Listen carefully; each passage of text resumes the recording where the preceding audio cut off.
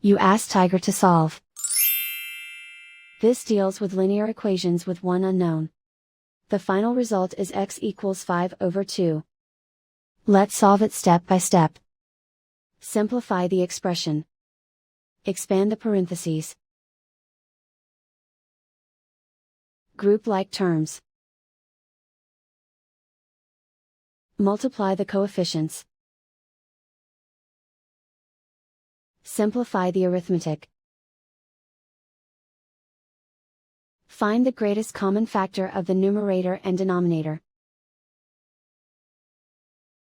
Factor out and cancel the greatest common factor.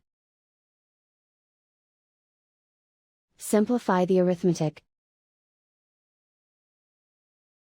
Group all constants on the right side of the equation. Subtract 9 from both sides. Simplify the arithmetic.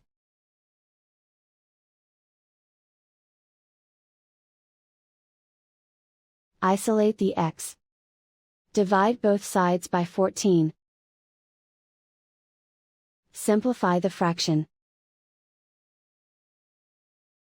Find the greatest common factor of the numerator and denominator. Factor out and cancel the greatest common factor. And so the final result is x equals 5/2.